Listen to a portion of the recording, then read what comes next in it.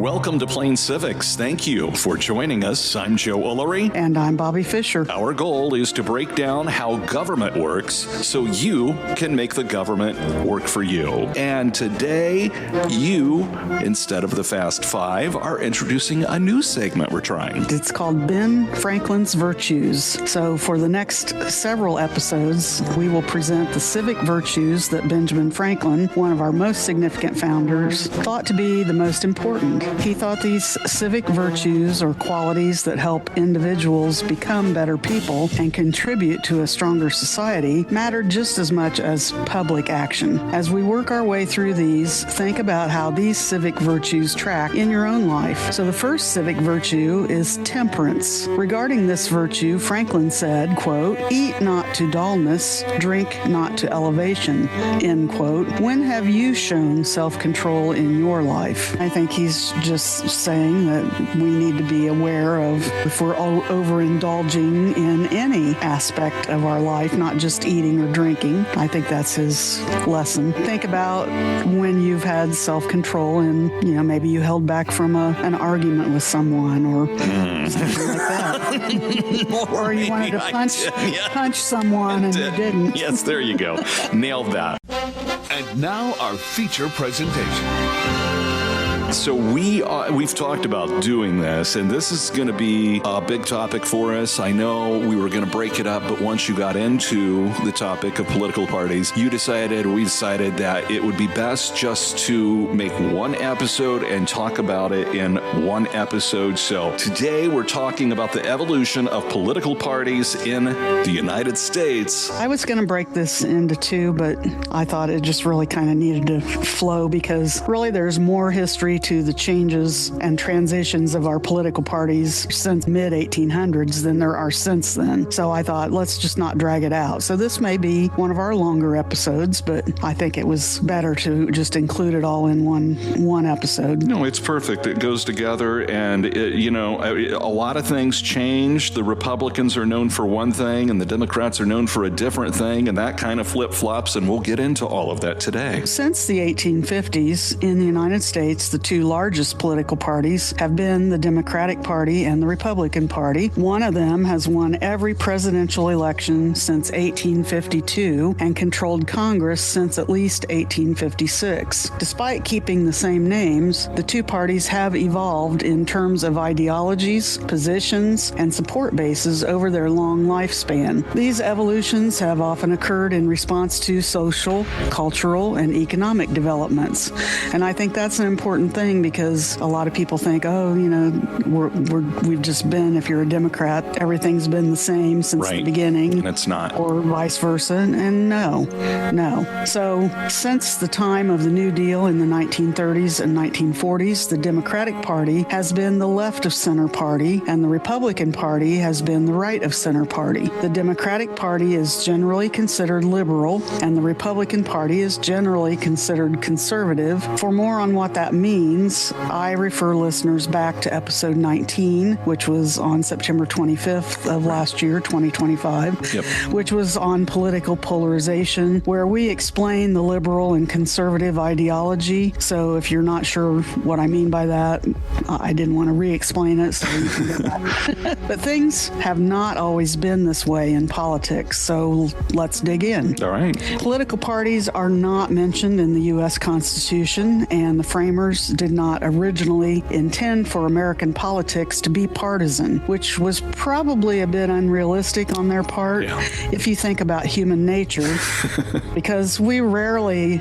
agree on all issues. In earlier episodes, I mentioned that both James Madison and Alexander Hamilton in Federalist 9 and 10 wrote specifically about the dangers of political factions. And before we go on, Simple Brain Joe needs Bobbi to translate factions. A faction generally refers to like a smaller organized group that's often kind of within a larger group. I mean, you can just think of just the citizenry. So you got a small group that's against like a particular issue. And so they're trying to gain traction for their point of view. In Federalist number 10, Madison wrote, quote, "Liberty is to faction what air is to fire, an aliment without which it instantly expires. But it could not be less folly to abolish liberty which is essential to political life because it nourishes faction, than it would be to wish the annihilation of air, which is essential to animal life because it imparts to fire its destructive agency, end quote. Now, Madison meant that you can't destroy factions, which arise from liberty and diverse interests, without destroying liberty itself, which would be worse than the problem. Madison argued that while liberty fuels dangerous factions, removing liberty to stop them is like smothering fire by removing air, which also kills life. Instead of eliminating liberty, a large republic manages factions by ensuring many competing interests prevent any single one from dominating. So Madison and his buddies hoped that having competing interests in the democratic republic they created would actually be able to keep any one interest group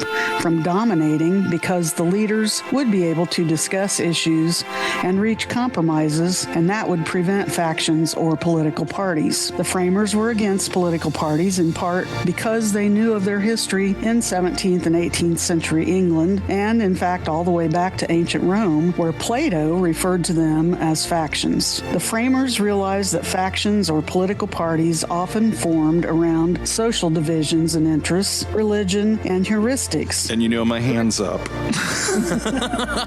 Miss Fisher, what is heuristics? About heuristics? Heuristics is the process by which humans use mental shortcuts to arrive at decisions. So having political parties makes it easier for the human brain to make decisions on candidates to serve their interest because the political party has already done the hard work of vetting the candidates to represent the party's beliefs. You know, you just expect or assume if, you're a Republican and that's the candidate that they probably align with your beliefs, or vice versa for Democrats. So, right, so it's like the Republicans being against abortion. You sort of know that. And Democrats are generally for it's your body, your choice. However, that in politics, I think that can be deceiving. It can be, yeah. Sometimes you have candidates that are one-offs. They don't align necessarily on everything, but they recognized anyway, the framers did, that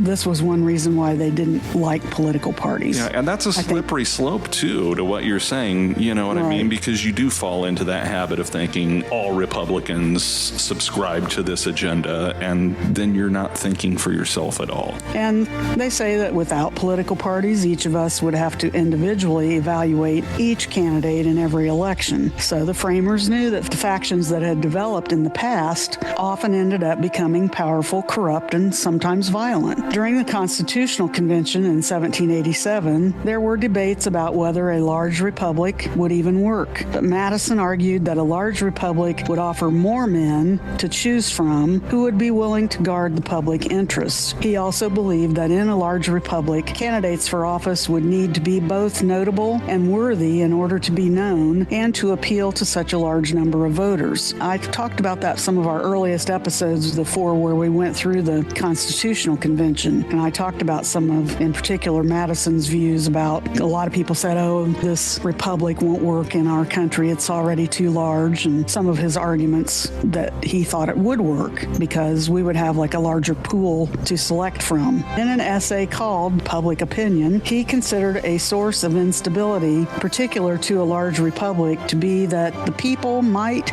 be deceived. There might be factions that push for ignorant and irrational opinions by persuasive men. His answer to this was newspapers, which would be able to effectively make the country smaller if the newspapers had a circulation that reached all of the people so that they could be informed. This was actually shrewd thinking by Madison to sense the importance of the relationship between communication technologies of that time and the forming of public opinion. In her book, These Truths, historian Jill Lepore states, quote, "The American two-party system, the nation's enduring source of political stability, was forged in, and fair to say, created by, the nation's newspapers," end quote. Stop to think. Back then, there wasn't TV or radio, social media or anything like that. Right. So newspapers and sometimes pamphlets, that was a big thing back in the 1700s. They could print and lay around or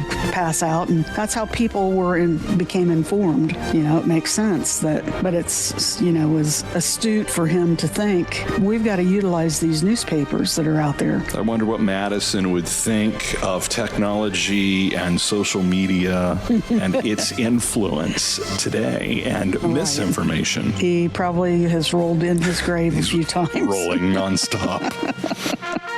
In the first few years of our republic, there were no political parties, but there were signs that they were coming. By the end of Washington's 2 terms as president, he and the other framers realized that there was no way to prevent factions from forming. They were all aware that it was inevitable because it is human nature to have differing opinions and to take sides. Nonetheless, in his farewell address in 1796, George Washington warned, quote, "Let me now take a more comprehensive view and warn you in the most solemn manner against the baneful effects of the spirit of party. It serves always to distract the public councils and enfeeble the public administration. It agitates the community with ill-founded jealousies and false alarms, kindles the animosity of one part against another, foments occasionally riot and insurrection." There's that word.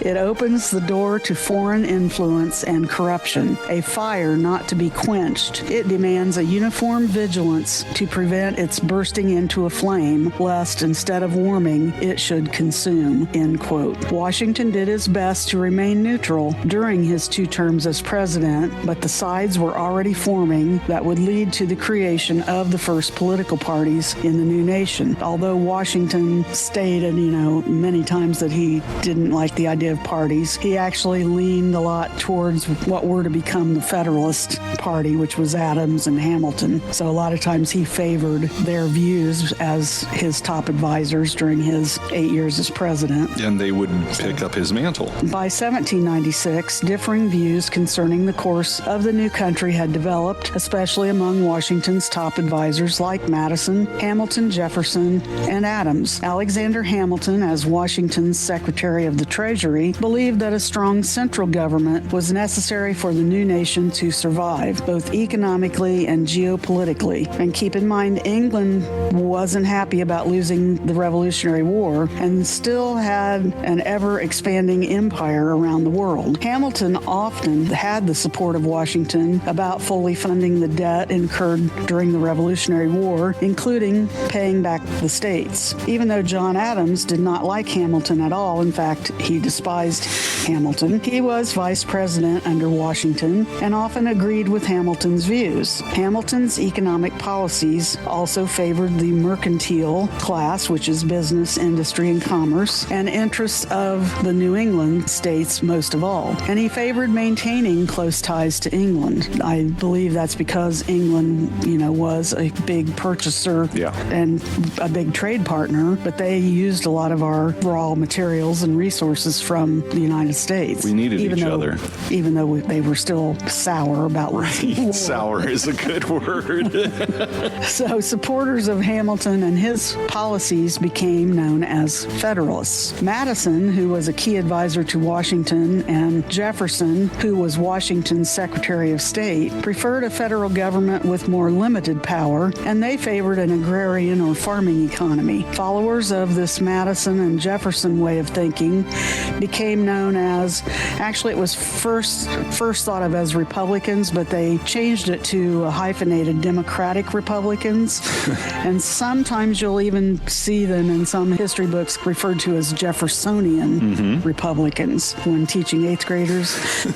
When you call them the Democratic Republicans. Right, their heads just blow up. And right, because they know that today's parties are the Democrats and Republicans. So these two groups, the Federalists and the Democratic Republicans, both thought they represented the common good. Despite the differences of opinion over the first 8 years of the new United States, Jefferson and Madison stayed involved because of their loyalty to Washington. But the partisan divide between the two schools of thought was growing among the leaders, members of Congress, and citizens who all wanted what was favorable to their particular state or region. So when Washington decided not to run for a third term as president... And can I just jump in there there and say the importance of his deciding, I'm not going to be a king. I'm going to step aside and let some younger people, that's worth underscoring. Yeah, he set that precedent, and it was followed up until the 20th century with Franklin Roosevelt. Of course, then later, after he's elected 4 times, they passed the amendment to set presidency at max 2 terms. Yeah, so when Washington decided not to run for a 3rd term as president, then John Adams comes in. Adams runs to succeed Washington and continue Hamilton's economic policies. Hamilton, however, left office at that time and went back to first his legal career, and then he eventually returns actually also to the military. Jefferson ran against Adams, and a group of congressional opponents of Hamilton's policies organized a campaign to write to their constituents in support of electing Jefferson. Adams narrowly defeated Jefferson by 3 electoral votes. Jefferson conceded to Adams, which is important. Yes. The first time. Remember, Washington had no opponents. So this is the first time there are sides against each other. But what happens here when he conceded to Adams, and then you go on to say that he accepted the vice presidency role, which doesn't happen now, but did then. Because of the way the Constitution was written at the time, since Jefferson received the 2nd largest amount of electoral votes, he became the vice president to Adams. That's the way that would have been an interesting relationship to run against each other and then have to share offices. But that was, the framers originally intended that to be an important part of nation building and acknowledging legitimacy of the electoral system, is that maybe these 2 people have differing views, but now they're going to have to suck it discuss up and work things together and serve side by side. Yes.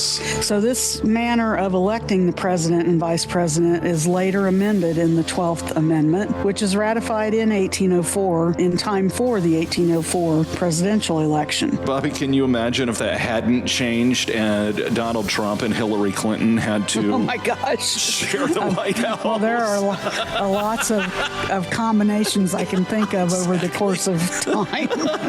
Not just them. Right. After having a tie between the 2 candidates for president in 1800 and issues with the settlement of that tie, it was important to have this amendment come about, the 12th Amendment, to correct these issues. The issues, that is, of having like opposing candidates have to serve as president and vice president, and how to deal with a tie, in the electoral votes. John Adams was actually a very unpopular president, in part because of the Alien and Sedition Act. The bigger part of it was the Sedition Acts, because those limited free speech and targeted immigrants and alienated many voters at the time. But Adams ran again, despite this unpopularity. He ran again in 1800 and was opposed again by Jefferson. This time, the party system was mature enough that all of the electors who favored Jefferson understood to cast their second vote for his choice of running mate, Aaron Burr. So Jefferson and Burr actually tie for the presidency, both having 8 more electoral votes than Adams. Under the Constitution at the time, the tie would be broken in the House of Representatives, which was actually Federalist controlled at the time. And of course, there was a lot of hanky-panky going on because remember, Jefferson and Burr are Democratic Republicans, and Adams is the Federalist candidate. And it was a contentious atmosphere. It took 35 inconclusive ballots in the House before Jefferson was finally elected. So Jefferson and Burr become president and vice president. The importance is that despite the contentious times surrounding the last 2 elections, Adams conceded, voluntarily passed the power of the presidency over to Jefferson. Thankfully, the amendment process allows Congress to correct the problems of the 1796 and 1800 elections. The 12th Amendment is passed before the 1804 election. We don't have this chance of a tie or opponents having to serve with each other as president and vice president. Yeah, that would have just been messy these days. Oh, I'm not sure we'd have made it. Honestly. Jefferson's election also marked the beginning of the end for the Federalist Party. The Federalist Party's later opposition to the War of 1812 seemed unpatriotic to many, and it was kind of the final dagger to the Federalist Party. Jefferson is elected a second time in 1804, followed by James Madison Madison in 1808 and 1812, and James Monroe in 1815 and 1820, and they were all Democratic Republicans because the Federalist Party had lost power and favorability. By the time we get to the 1816 election of Monroe, the United States had entered what is known by historians as the era of good feelings because there was very little partisanship during that time, basically from essentially Madison, maybe even the end of Jefferson, but definitely into Madison's terms, and by the time we get to Monroe, politically a very kind of peaceful time. So as we turn the page, a new Adams enters the scene. That is correct. So that last bit that's kind of the end of the first party system in our history. Now, John Quincy Adams is elected in 1824 as a Democratic Republican in another election, though, that had 4 Democratic Republican candidates and ends up having to be decided by the House of Representatives again, not because of a tie, but because none of the 4 received a majority of the electoral votes. During his presidency, the Democratic Republican Party split because Andrew Jackson, one of the 4 candidates in 1824, claimed that a, quote, corrupt bargain had been done in Congress to hand the presidency to Adams. Again, there's 4 candidates. None of them have the majority. So as you can imagine, I'm sure that there were members of Congress, even though we didn't have 2 parties yet again. There's hanky-panky and so forth going on trying to get their favorite person elected. And so that's why Jackson believes that, there were payoffs and stuff like that. That's why he called giving John Quincy Adams the election was created by a corrupt bargain. So side deals, backroom deals, smoke-filled room and deals. Jackson was bitter about it. He kind of sets himself apart, and he and his followers, who became known kind of slang as Jacksonians, then do eventually become the new Democratic Party. So this split off creates a new party. And is that the Democratic Party that we know today, kind of the birth of that? It is. It is. Although we're not the same as they were then. No, there's been changes. But that's the evolution of essentially today's Democratic Party. Those who followed the leadership of John Quincy Adams now became, instead of Democratic Republicans, they're what became known as the National Republican Party, which is totally unrelated to today's Republican Party. Flowchart. And they actually never win the presidency. Wow. Because technically when John Quincy Adams is elected, he's a Democratic Republican. And that party kind of develops through the course of his term as president, because he's a one-termer as well. In fact, Andrew Jackson gains so much support that he actually wins the election in 1828 and 1832. After the 1832 election, opponents of Jackson, who were primarily what had become known as the National Republicans, also a group of anti-Masons, some of those like Masons and some of those fellowships were big deals back then, and some other groups coalesced into what became known as the Whig Party, W-H-I-G, not Whig. I know, but I can't help hearing it and not think of wearing a wig. Actually, it's a name they borrowed from, there was actually a Whig Party in Britain, in England.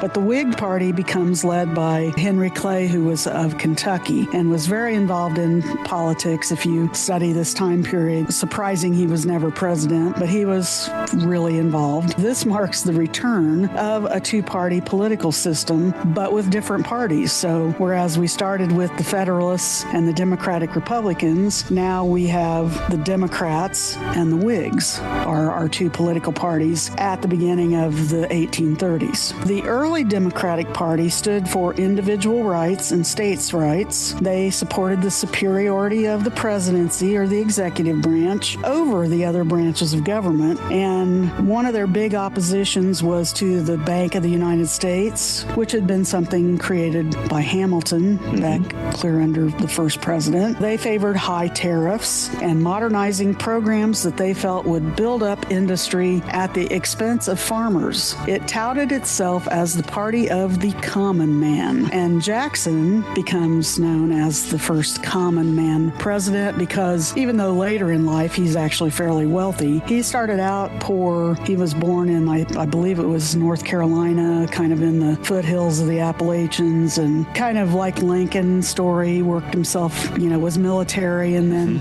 self-taught attorney, because back then you didn't necessarily go to college. You read books and you did like internships under, that's how Lincoln became an attorney as well. But if we look at all of our presidents prior to Jackson, they all were from wealthy backgrounds, right. and, so common man. So Jackson appeals to a lot of people because of that. Now, presidents Andrew Jackson, Martin Van Buren, and James K. Polk, who were all followed Jackson in that time period, were all Democrats who defeated Whig candidates, but all by narrow margins. Jackson's populist appeal and campaigning inspired a tradition of not just voting for a Democrat, but identifying as a Democrat. In this way, political parties were becoming a feature of social life, not just politics. Which is all interesting. There's a social element still intact today, but just real quick, populist is a word we hear all the time. Populist means they're actually appealing to like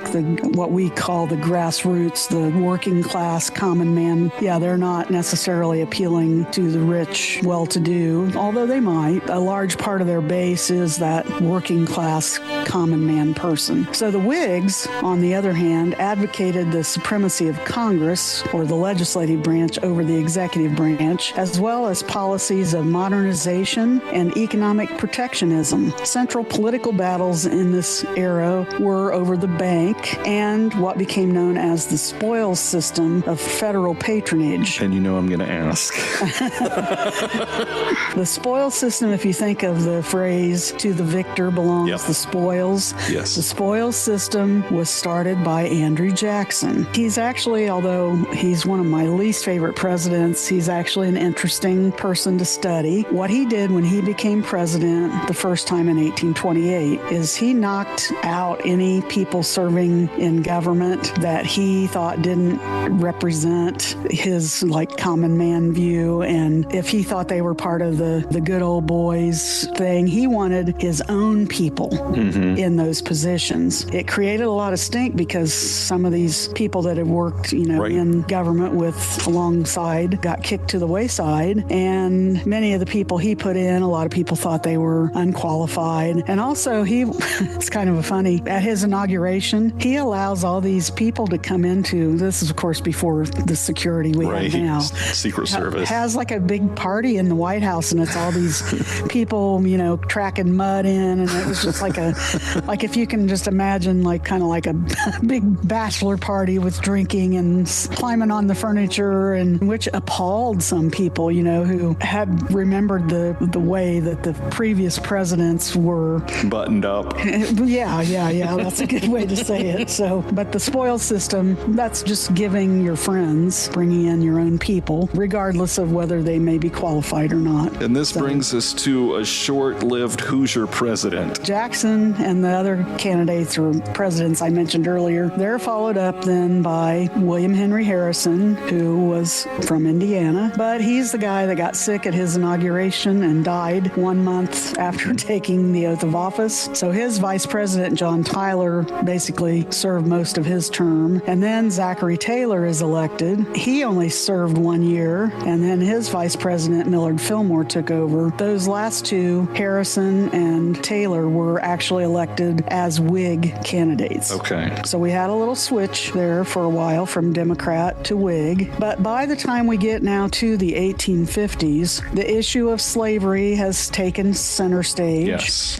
in our history, with disagreement in particular because our country was moving westward. So the big question about slavery now is whether it should be permitted in the country's new territories in the West. So we have a new, short-lived, but fairly powerful at the time political party come about, which is known as the Free Soil Party. It lasted from 1848 to 1854. Its platform was that it opposed the expansion of slavery into the new Western territories, championing free soil, free labor, free speech, and free men. That was their slogan. It advocated for homesteads for settlers and limiting slavery's reach. It was formed from anti-slavery Democrats, the Whigs, and what was a short-lived party, the Liberty Party, which was a short, basically 1 year party that favored abolition. Later, its members will largely join the new Republican Party in 1850 1854, which contributes to the anti-slavery movement that led to the Civil War. Now, the Whig Party, for a while, tries to straddle the slavery issue, especially in the Kansas-Nebraska Act, where what they wanted was that slavery would be decided based on what is known as popular sovereignty. What that means is the people are sovereign, so popular sovereignty means the citizens of that territory, rather than Congress, would vote to determine whether slavery would be allowed. By 1856, the Whig Party had essentially died after the overwhelming electoral defeat by Franklin Pierce in the 1852 presidential election. During this time, some ex-Whigs joined another fairly short-lived party called the Know Nothing Party,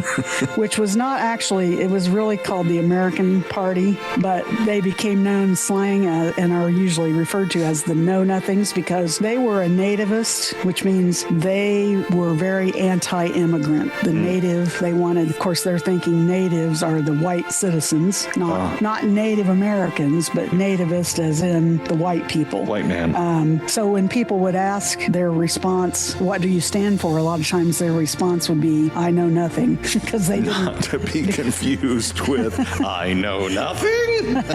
Right, because in a way, I guess I look at it as if you were anti-immigrant, that must have been looked down upon by a lot of people as well, who realized that we were a nation of immigrants. And an ever-expanding West. And that might explain the fact that they didn't stick around for very long. So during this time, some ex-Whigs joined the Know Nothing Party or the newly formed anti-slavery Republican Party. The new Republican Party was founded in Wisconsin in March of 1854 as a merger of the Whig and Free Soil parties and as a major alternative to the Democratic Party. The primary Republican policy was that slavery was to be excluded from all of the Western territories. Just 6 years later, in 1860, with the Democratic Party offering candidates representing both the North, their candidate was Stephen Douglas from Illinois, and the South, John Breckinridge from Kentucky was their candidate, and then a third party, Constitutional Union candidate, John Bell from Tennessee. The new Republican Party captured the presidency when Abraham Lincoln, their candidate, won the election. This election marked the beginning of the Democratic and Republican parties as the major parties of America. Lincoln won mostly because he didn't have a huge majority, but because we had three other candidates, they split all those Democratic votes, and Lincoln ends up getting just enough. But he was highly unpopular because even though the Republican Party platform was just to stop the spread of slavery, most Southern Democrats in particular did not believe that was really going to stop there. Yeah, they really thought they wanted to completely abolish slavery. Let's take a quick break, Bobbi, and we'll introduce a new feature that I'm excited about. Listeners, get ready for Don't Know Much About History. Don't know much about history. Born number 15 of 17 children in Boston on January 17, 1706, to a soap and candle maker, he later invented bifocals, the lightning rod, Franklin stove, and numerous other creations. In addition to his many scientific experiments and discoveries, he traveled abroad on numerous occasions early in his adult life and later for our new government. He also served as postmaster, writer, and publisher in a full life. He had a common law marriage to Deborah and 3 children. Benjamin Franklin died at the age of 84 on April 17, 1790, as the only person to have signed all 4 key documents involved in the creation of the United States, those being the Declaration of Independence in 1776, the Treaty of Alliance with France in 1778, the Treaty of Paris of 1783, which ended the Revolutionary War with England, and the Constitution of the United States in 1787. And as Paul Harvey would say, now you know the rest of the story.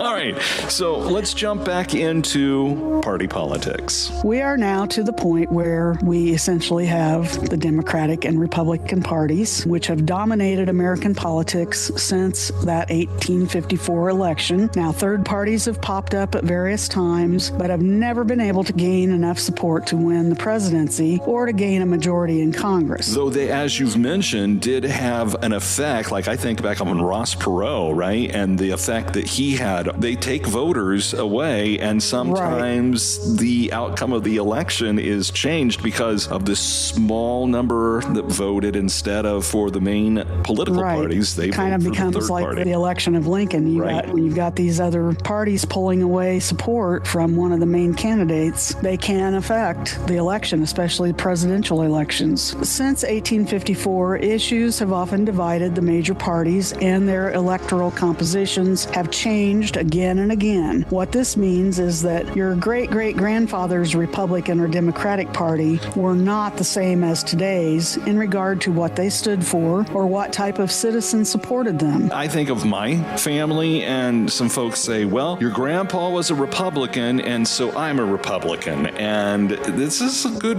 point to stress that things have changed over the years, and you might not believe what great-grandpa or grandpa believed. And we've talked about that. Yeah. That's why people need to study the candidates and the platforms and policies themselves, because it's not the same as when grandpa or mom or dad or, I said that's a lot of my students in 8th grade would say, well, I'm going to fill it in, Democrat or Republican, because my parents are. Right. And I would try to explain that should not be your guiding. Yeah, in fact, grandpa might be in his grave really mad at you. Right. The Republican Party initially adopted many of the economic policies of the Whigs, such as they favored national banks, railroads, high tariffs, homesteads, and aid to land-grant colleges. Thank you. That's why we have some of our great universities in our states, especially here in the Midwest at least, but other places as well. After the defeat of the Confederacy in the Civil War, the Republican Party became the dominant party in America for decades, associated with the successful military defense of the Union and often known as the GOP, which stands for the Grand Old Party. The Republican coalition initially consisted of businessmen, shop owners, skilled craftsmen, clerks, and professionals who were attracted to the party's modernization policies and newly enfranchised African Americans who became known as freedmen. The Democratic Party was usually in opposition in the period following the Civil War, although it often controlled the Senate or House of Representatives,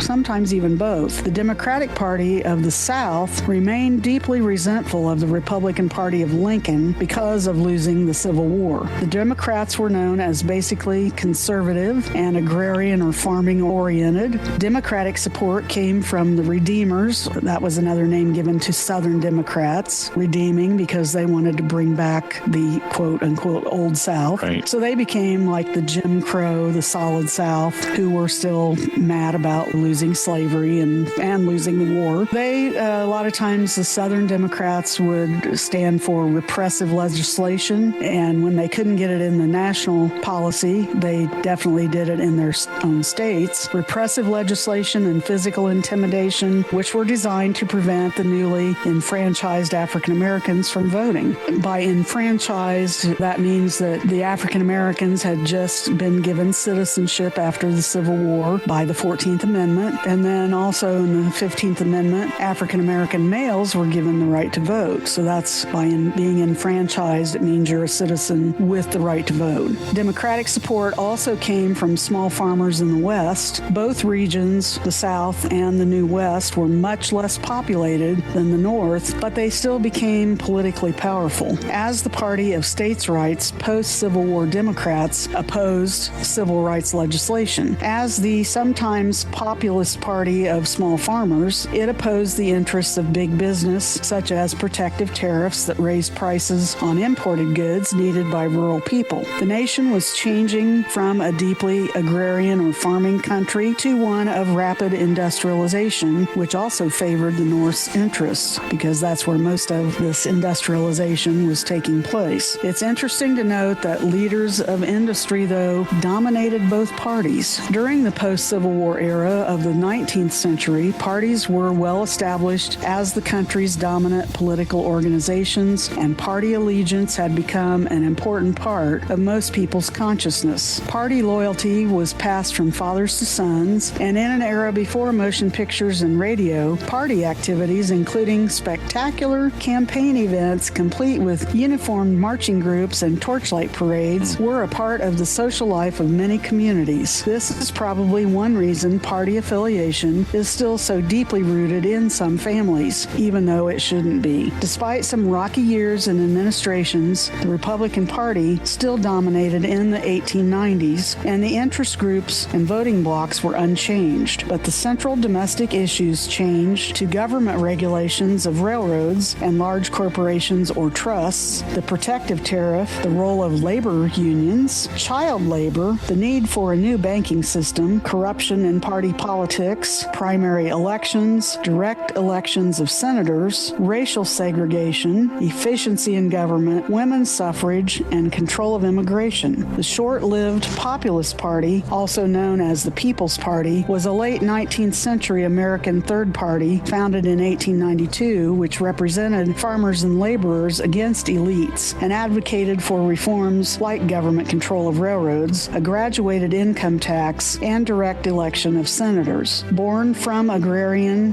movements, it challenged big business and banks, achieving significant success in the West and South before its core platform was largely absorbed by the Democratic Party. Some realignment took place, giving Republicans dominance in the industrial Northeast and new strength in the border states. And I wanted to mention before we go on, that was a long list of things, but I think it points out how much our country was changing in that period between the Civil War and the 20th century. We have railroads and lots of new industries and inventions, and it's just the monopolies start. Right, a lot of new concerns that didn't exist prior to the Civil War. I think that's maybe the time where money really started to talk, too. You look back at some of the people with all the wealth that controlled the railroads and the steel industry and some of those things, and money really started having an influence. And that gets us to, as you were mentioning, what became known as the Progressive Era, which begins in 1896. And by progressive, what they're referring to is this is the time where we see widespread reform. Industrialization becomes huge, urbanization, so people moving out of some of the cities more to what will later become,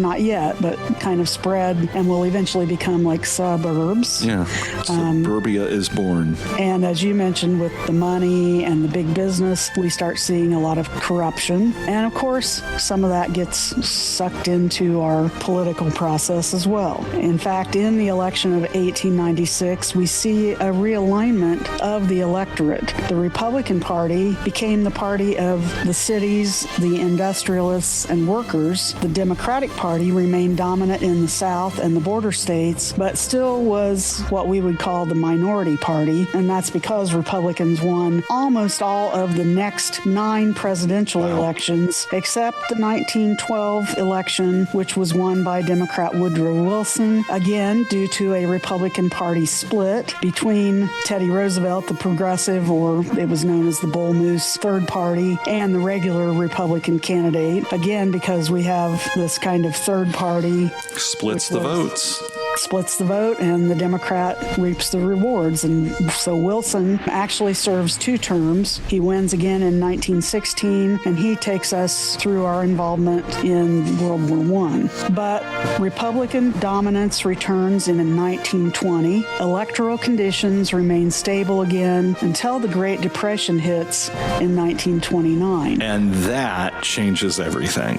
It does. The Great Depression caused a huge shift in party politics due to both parties' responses to the crisis. Party labels remain the same, but former Republicans became ardent Democrats, and those who had been strongly in favor of the Democratic Party switched to become Republicans. Democrat Franklin Roosevelt was elected as president in 1932 and then re-elected 3 more times before dying in the first year of his 4th term. Roosevelt's New Deal raised the minimum wage, established Social Security, and created other federal services. Roosevelt forged a broad coalition including small farmers, northern city dwellers, organized labor, European immigrants, Catholics, Jews, African Americans, liberals, intellectuals, and reformers, as well as the traditionally Democratic segregationist white Southerners. He had a lot of almost every category. Huge support, yes. The Democrats were now the party of, quote, big government. The dominant party, retaining the presidency until 1952, II and controlling both houses of Congress for most of the period from the 1930s to the mid-1990s, and positioned towards liberalism while conservatives increasingly dominated the Republican Party. Republicans became the party of big business and the affluent. So there we see a swap, because just a little bit ago, it was the Democrats who were the conservatives. And so you see how when I say this isn't the party of your great-grandpa, It's not.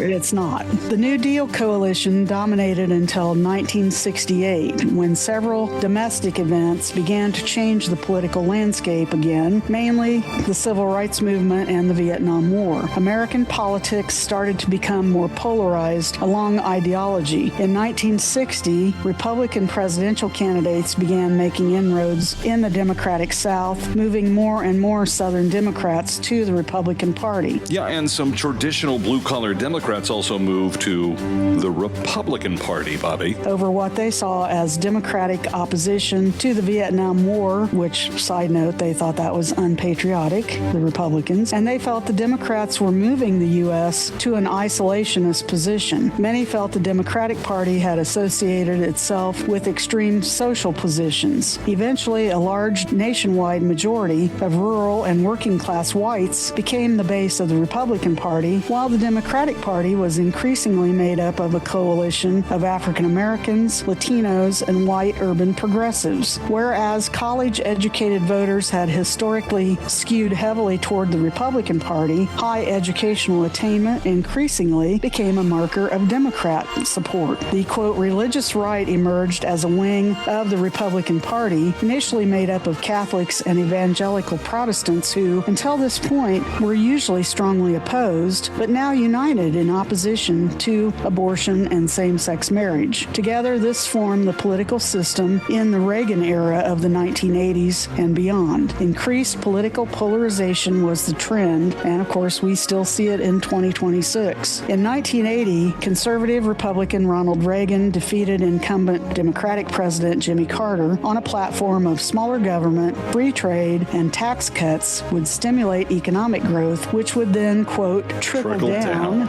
end quote, to the middle and lower classes who might not benefit initially from those policies. The Republican Party was now said to rest on, quote, three legs. One, the Christian right social conservatism, particularly the anti-abortion movement. Two, fiscal conservatism and small government, particularly supporting tax cuts. And three, strong anti-communist military policy with increased willingness to intervene abroad. And I don't think we can talk about this without mentioning the late 80s when things really began to catch fire and talk radio dominated around 1988 at the end of Reagan with Rush Limbaugh on all of the radio stations. It was easy for people, small towns like where I grew up, didn't have big budgets, so they pick up a 3-hour program, and conservative talk radio is entering its golden age. And I remember my first exposure to Rush Limbaugh. A friend's mother was listening, so I was kind of forced to listen. And it was like perfect because his first thing that he was talking about that day, he was bashing teachers,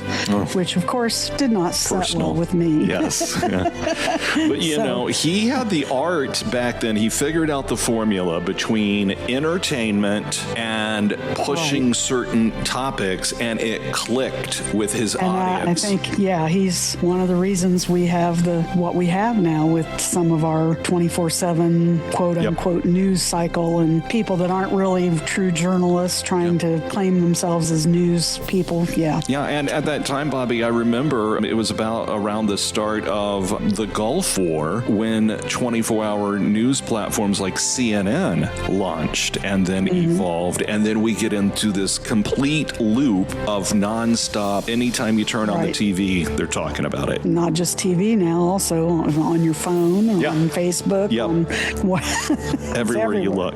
During and following the 2016 presidential campaign, Reagan Revolution rhetoric and policy began to be replaced by new themes in the Republican Party. There was more emphasis on cultural conservatism, including opposition not just to abortion, but also to gay marriage marriage and transgender lifestyles. Additionally, support for free trade and liberal immigration was replaced by opposition to economic globalization and illegal undocumented immigration, mostly from non-European countries this time. Although conservative blue-collar workers migrated to the Republican Party, an upper business class historically part of the Republican Party from the end of the Civil War to roughly 1900 began moving left. Distrust of institutions and loyalty for President Donald Trump became common among Republican voters during this time. The last 10 years have seen a huge change in the modern Republican Party, moving it at times to far-right extremes, especially with the Tea Party and now the MAGA movement. In summary, political parties in the United States are complicated and ever-changing. This is why no one should use comparisons of yesterday's party platforms with today's parties. For example, when I see people online, for example, say the Democratic Party is the party of the Ku Klux Klan. That was mostly true up until the 1960s, although there were some Republicans who were members of the KKK as well. However, what the KKK stands for would not align with today's Democratic Party. Party politics today are driven more and more by social, economic, and international issues. Which party citizens decide to support often depends on which issue is most important to them or which issue is articulated in a way that appeals to more voters. Politicians seize on that and emphasize extreme positions on wedge issues that often just further divide the country and the electorate. One thing that is clear is that political parties are not going anywhere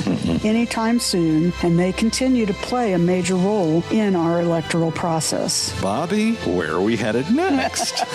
So I'm not 100% sure what the next episode's topic is yet. Real-time events are moving so fast that I haven't decided what will be timely to discuss, but we will have another jam-packed episode for you. In the meantime, remember to contact us on our Plain Civics Facebook page or privately or via email at plaincivicspodcast@gmail.com, and that's all small letters, no punctuation, plaincivicspodcast@gmail.com.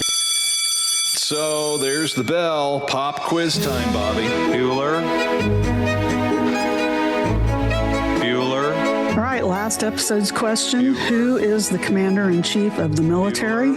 If you said the president, or if you wanted to be, current Donald Trump right now, but it is the president as said in the Constitution. Hopefully you got that one right. Now, is another question coming up? This episode's question from the U.S. naturalization test is, who signs bills to make them become laws? I see what you're doing there.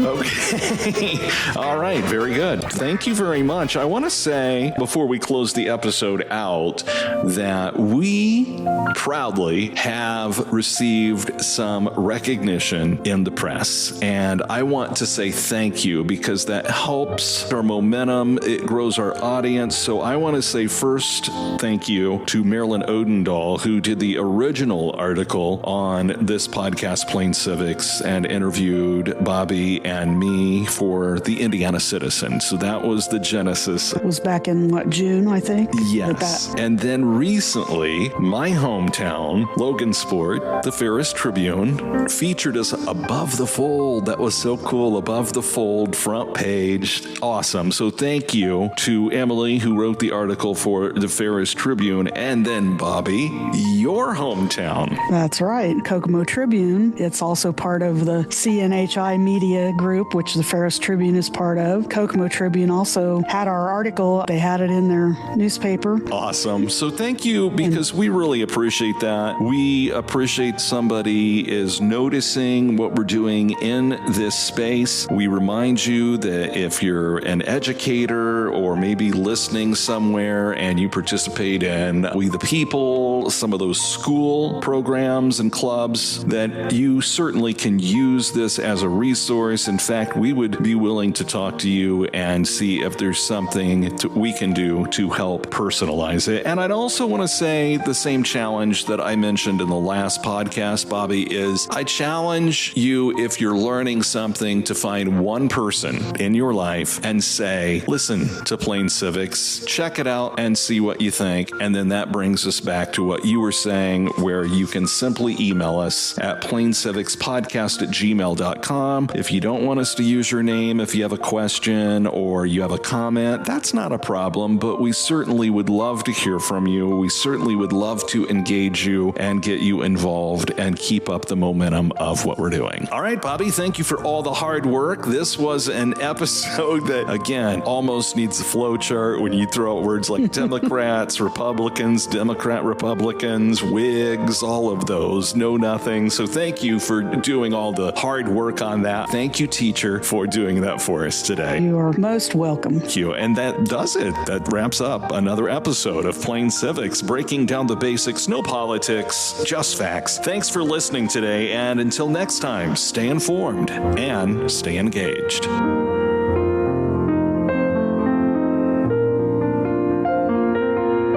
This is Plain Civics. Join us for the journey as we break down the basics of how government works so you can make the government work for you.